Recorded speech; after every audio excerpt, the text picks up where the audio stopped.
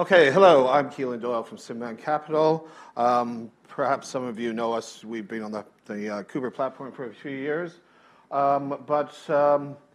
We are an EIS fund manager who's been around since 2013. We made our first investment in 2014, and we sold that to a company in December of, not last year, the year before. A bit like Deepbridge, we never really changed. When we came into this market pre-patient capital, you saw a lot of people saying, if you give me £1, I'll give you £1.10 back. And we haven't changed. We're looking for a return of £1 turning into £2.85 in a 5 to 7 year period. And I'm going to show you why in a few minutes why we think we're hitting that. Nothing changed with patient capital with us. Within technology, if you look at the technology investment landscape, you have different types. Like Deepbridge has a life sciences focus, not exclusively, but partially. There's also university spin-outs. There's B2C, and we're very firmly, but not exclusively, in the B2B category.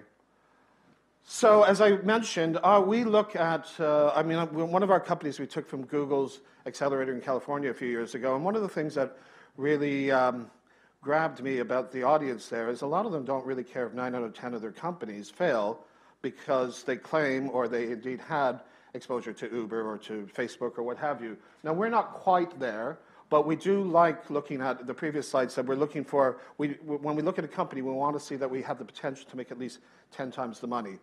And that, we think a £2.85 per target, that's an IRR of about 24%, and we're confident we can hit that or perhaps even improve on that. And so the reason for that is if, for any of you who deal with Wealth Club, they asked us to do an exercise which we put together this graph, which basically shows over time, so this is the current tax year, and so this is what £100 turns into. So far this year, since last April 5th, it's about 113. Some of the companies have raised money at a higher rate. But if you go back 4 tax years to 2015-16, you see that £100 invested in Symvan is currently valued at 204. So the 285 target within the 5 to 7 year range, we think is very achievable. Allenbridge. Now, for many of you use Allenbridge reports. You can get all of the major reports from us, but we just had our Allenbridge released last Friday. And it says, for those of you who've seen an Allenbridge report, it has the usual coverage.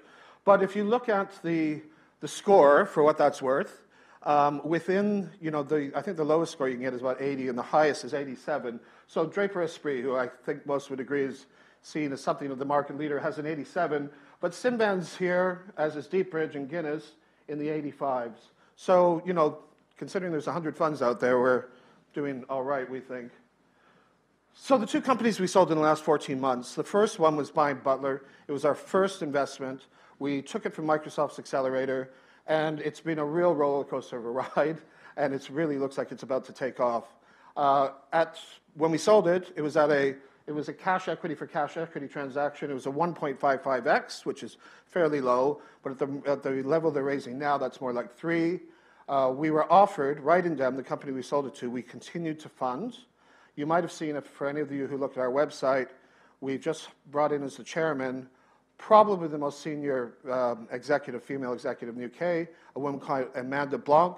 She just left Zurich as CEO, and before that she was CEO of AXA. So she's at that point in her career where she's doing non-exec work. She's taken an NED position at Aviva, and 2 scale-ups, one of which is Write-N-Dem, and also a private equity group which hasn't been announced yet. But we were offered 2 weeks ago, an insurance company offered us to buy the company, and we said, no, that's not the agenda. 2 years from now, we'll sell it at 5 or 6 times that.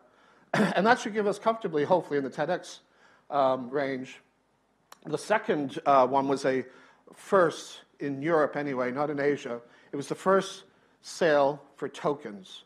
So for those of you who have looked at the tokenization market, which is really in the last year has changed, particularly in February with JP Morgan coming out with their token, like all of these markets, for those of you long in the tooth, you probably remember the beginning of the internet market, and it too had its cowboys, as did tokenization with the whole crypto thing.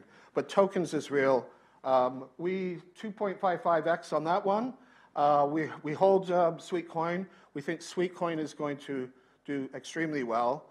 Sweetbridge is a preferred partner of KPMG. KPMG think they are going to revolutionize the audit function.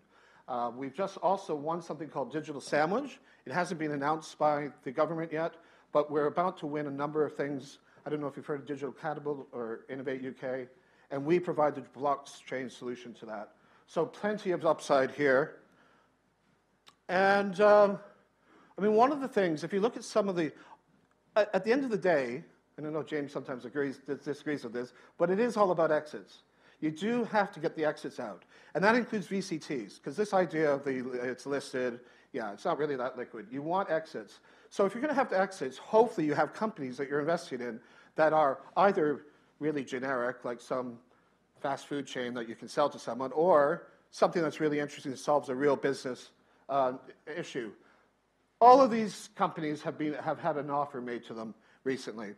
Now, I've got 1 minute, so I'll be very quick. But this one, an American company, FinTech, was going to sell a FinTech company for $250 million, is sniffing around these guys. If that happens, the offer that we've been talking about would give us an 8.9x in 18 months. Neotas, another company, I was at PwC today. They took them through their accelerator, and they see plenty of opportunity. We've always had someone looking at this. And LightSource, we had someone, an American VC, looking to take our IP from the UK, and we said, fine, buy the company. We'll see where that goes. I'll just wrap it up with writing them. We did say that we had an offer, and these are some of our other portfolio companies. And as you can see, 9.5x. But the one in the top corner, no one talks about failures. That was our failure last year. 2 failures in SEIS out of 25 companies, none in EIS. Thank you.